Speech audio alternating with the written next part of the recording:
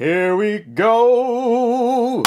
Look out! Here we come with another episode. Hey everybody, it's your old pal Mike. I hope you're happy, healthy, and safe, and welcome back to the channel because this week sees us completing the long-suffering journey of refitting and restoring this fantastic 1961 Jazzmaster. In fact, this episode of Refit and Restore, I'm going to call Demo and Debrief, because that's exactly what we're going to do. We're going to hear the thing, but we're also going to talk about the thing. I just want to begin by saying I am so proud of how this thing came out. This guitar is a night and day difference from what it was when it first came into my hands. So without further ado, let's get into it.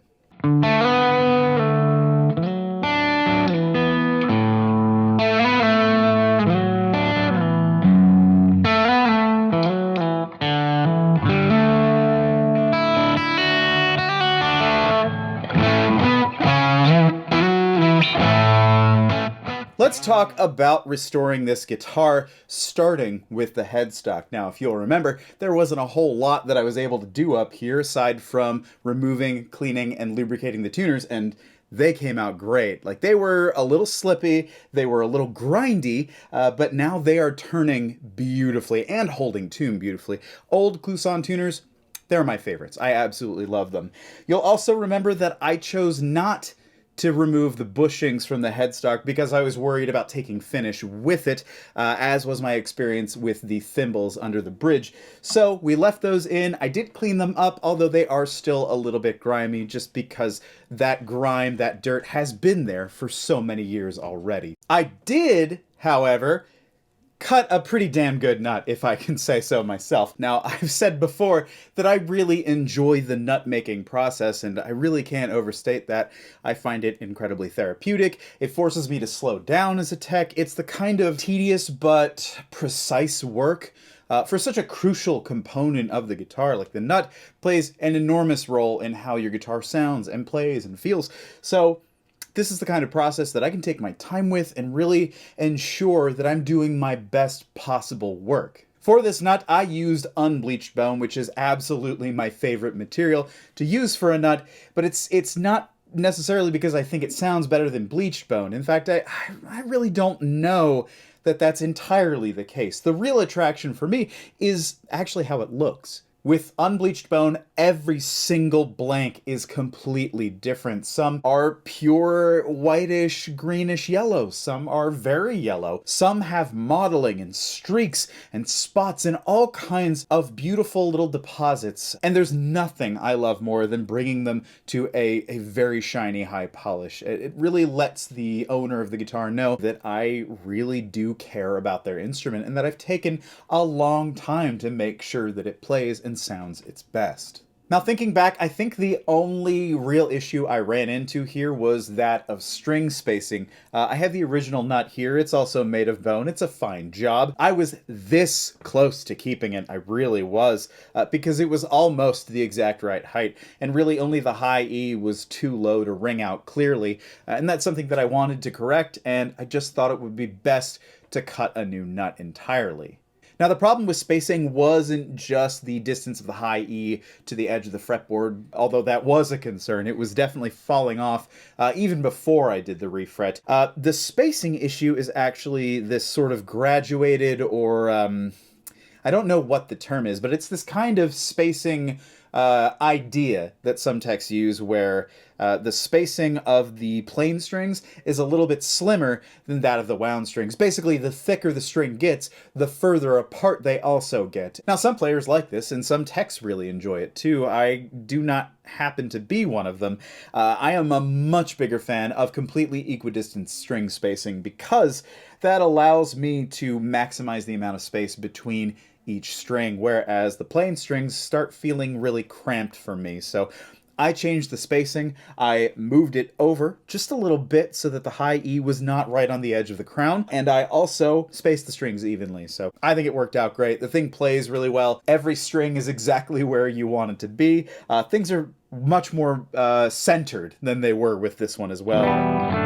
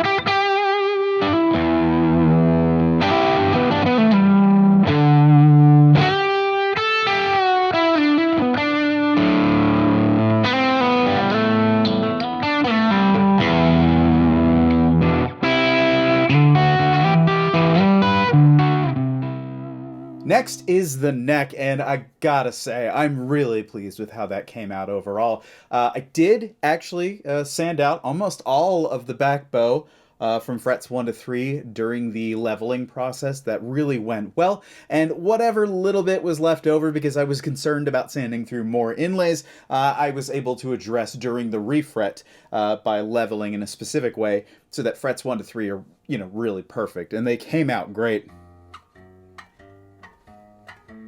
Now, leveling the neck did indeed require the removal of a lot of this rosewood fretboard, and part of that was due to the fact that about half the neck is a 9.5-inch radius and the other half is a 7 1/4, and it's backward. If you haven't watched the initial fact-finding episode, I mentioned that it's 7 1/4 at the first fret.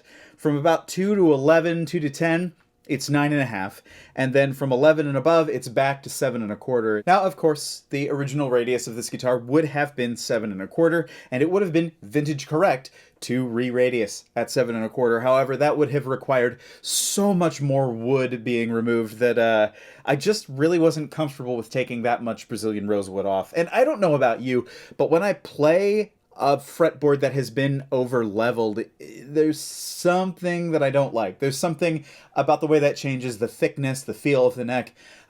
It's just not a fun playing experience for me. So I chose to go with 9.5. Oh, and I remember that there was at least one commenter who was particularly upset with me implying that you can't tell the difference between 7 1/4 and 9.5, and that's actually not what I said at all. I didn't say that you can't distinguish between the two. I'm saying that Kyle wouldn't notice a difference because half of his board was already 9.5. Chances are he's not even going to care when he gets up to this part of the neck, especially since bends are so much easier. To be clear, absolutely you can tell a difference between 9.5 and 7 1/4. I certainly have a preference for 7 1/4, but I don't mind 9 1/2. It makes things a little bit nicer, a little bit lower, a little bit easier to play. But 7 1/4, that's my home. I love that. I'm not saying that you can't tell the difference. I'm just saying that in this case, probably not a big deal. Now, there were casualties to the entire leveling process, and those casualties were exactly 2 inlays on the fretboard. Now, it's not totally uncommon to accidentally sand through an inlay on a vintage Fender neck. These inlays are rather shallow, and with the previous work that had been done to this neck, I knew it was going to happen. I knew it was going to happen. I fully accepted it, but it still sucks.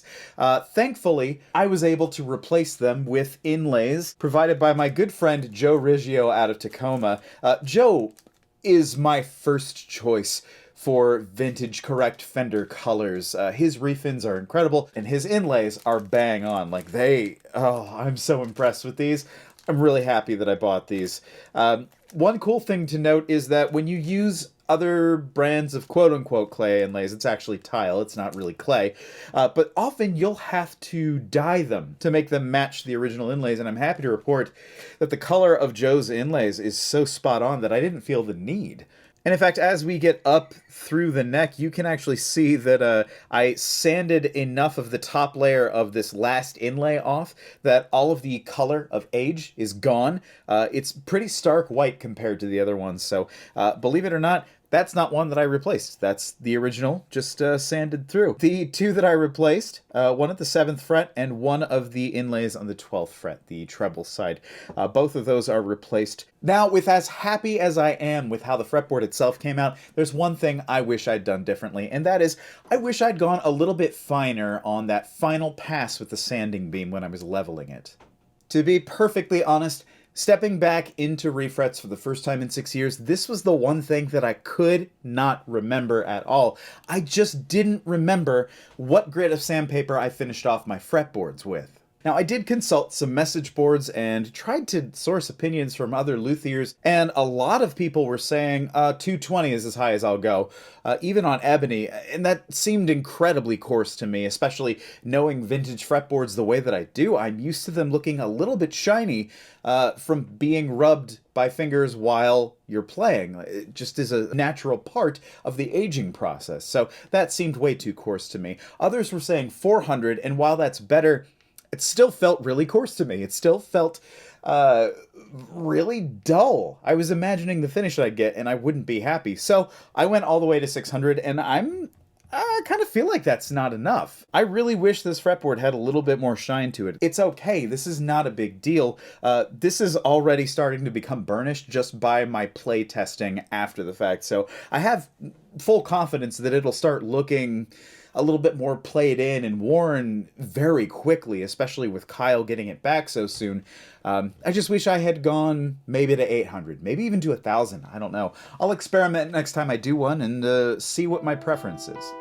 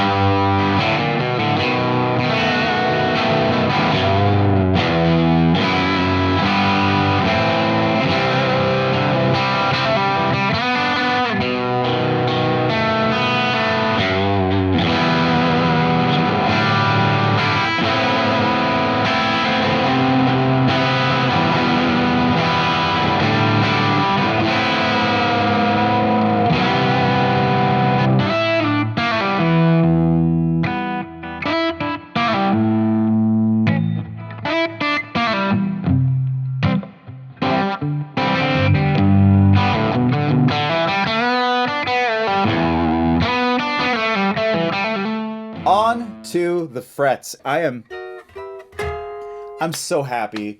So happy with the level and crown on this. I am so stoked that I did this, and I feel really confident about it. I'm actually ready to do another to one of my own guitars. I think I'm going to do the 12 next, because that neck is a little wavy and impossible to get the action as low as I'd like. So why not? There was one problem that I ran into, and I will show it to you. That problem was this white protective StewMac tape, and it worked great. I actually have no complaints about it. The problem is one of preparation. It was a problem with me and not with the tape, and the reason being is that this protective tape is meant to be super low tack and super, as the name implies, protective. It's a little bit thicker, and that's great for fretwork because it really does protect the board a lot better than this stuff. Blue tape, it works, but it's also incredibly thin. It's easy to scratch off. So this, I don't know that I want to go back to this for fretwork. However, this tape is so thick that the first time that I leveled the fret ends, when I peeled the tape off, all of a sudden, my frets felt super pokey and sharp. And I was like, I just did all this work for nothing. What happened? And it took me like a good 20 minutes to figure out that the thickness of the tape was my problem. I hadn't accounted for the extra protective thick tape, and that ended up being the source of my fret end problem. So I peeled the tape off, redid my work, and you know what? They're perfect. And I would like to say that I am in love with my Z file. This is actually my first experience with the StewMac Z file. I used to hate fretwork, and I'm thinking it's because my files sucked. The file that I used to have was one upon which I had to exert a huge amount of pressure to get it to cut, and I never knew that that was wrong. That's the main reason that I stopped doing fretwork for so long, is because it was wear and tear that I didn't want on my body. But yeah, it was the file's fault, because this thing, my God, it cuts effortlessly. If you want fret files, I can't recommend this enough. They make it in a couple of varieties. I can't believe I'm saying it, but yeah, I can't wait to pull the frets out of my 12 neck and go to town. Like, oh my God.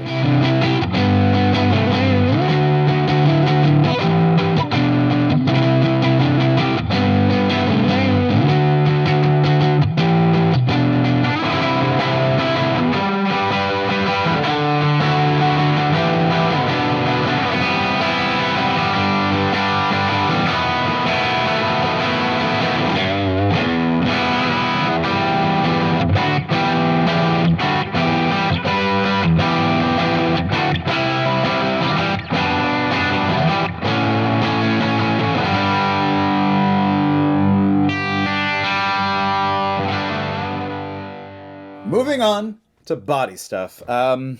Cleaning up the hardware, and particularly the shielding tubs, which were disgusting.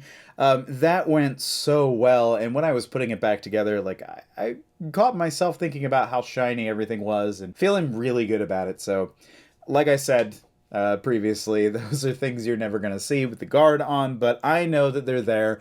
Kyle knows that they're there, and honestly, that's enough. It just makes me feel good that I did my best on this one, so that was great. I regret still that I don't have any spare pots for Kyle. I really want to replace these. Not that they don't work or function properly, not that the guitar sounds bad. It's just these were so sloppily wired. The joints and the amount of solder on them led me to believe that they had already been cooked a little bit. And even after cleaning, this volume pot is still a little bit grindy. So at some point, I would like to replace those pots for Kyle. So, hey, Emerson, let me know when you got 1 megs back in stock. Let's talk about, the pickups. Now, if you remember, we swapped out this poorly rewound bridge pickup because this sounded like crap. It was underwound, the coil shape isn't right. It was just not a great time as far as pickups go. So maybe Kyle will get that rewound at some point, or maybe I will, I don't know. But this can be saved, I think. The bridge pickup that we got for this was also a 1961 bridge pickup, and has an incredibly healthy output for matching with this neck. I believe the measurements were 7.9 and 8.25, something like that. And they're great. They're great. They balance out beautifully. I'm really happy overall with the way they work together. The last thing on the electronics that I want to point out is I'm damn proud of these little rhythm circuit dials. These little wheels were corroded and weird and coated in something white, maybe to stop corrosion. So I pulled them out and sprayed them down with a little bit of black enamel, and they came out looking great. You wouldn't know that they've been refinished if you didn't watch this video series. So I'm really proud of how that went. It was just a single quick spray and did the job. They look great. So the button. The button came in. The button came in after my previous parts had been filmed, and it's a button. It works. It's doing its job great. Slides in beautifully. Now the Trem Lok button is actually not supposed to be this way you lock down the vibrato to turn it into a hardtail. That's not its intention at all. The intention behind it is that, say you break a string, the high E, for example. When you break a string, the tension of your vibrato changes, throwing the whole guitar out of tune. But the lock button, if that's set correctly, you can slide it back in, and it remembers the tension your vibrato had when all 6 strings were installed. So it is a beautiful little tool to keep you in tune in the event of a string break. It has saved my ass many, many times. I've been able to get through a song or a set without a string because I had this worked out. Now this one, I totally forgot to set it before recording this video, so I'll get to that later. But the one on my 63-65 Jaguar is set properly. So let's say I'm playing a hot show and everyone's feeling it, everyone's really impressed with my ability, and they think that I'm a really good guitar player, and that happens every single time. I've never heard to the contrary. But imagine that I play an E chord. That's pretty in tune. But then my high E snaps. Bam! No more high E. Everything pulls a little bit sharp. Oh no, I sound like crap. I can't finish the song. Well, if I've got the Trem Lok button set properly, all I have to do is slide it back and I'm back in tune. I can finish the song. Just to demonstrate, with the Trem Lok out,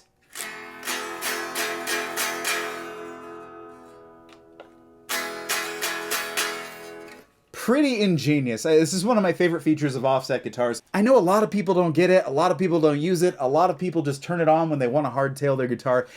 And I'm telling you, it's such a useful little tool. Look how much I love you. I broke my E string for you. At this point, I think I've covered everything. There's really not a whole lot more I need to say about this project and how it came out. I'm just absurdly proud overall of the restoration and refit process on this one. And now that it plays likely the best it has in decades after the fretwork, I think Kyle is gonna be really happy with it, and I'm excited to see what kind of music he makes now that his guitar is performing at peak performance. And really, I can't finish this video without thanking Kyle specifically for his patience, because due to waiting for tools, waiting for parts, the pickup rewind, all of this, I've had this guitar for about a month and a half, maybe 2 months at this point. And that's a lot longer than most jobs take. Usually, you know, I can turn something around in a few days or a week. If it's a big job, you know, sometimes a couple weeks, but some jobs just go on for a long time, and this one definitely went on for a long time. So I thank Kyle not only for his trust with his very cool guitar, but also his patience, because waiting for a thing that you love sucks. And a hearty thank you as well to my supporters on Patreon. I am really blown away also by the response to that.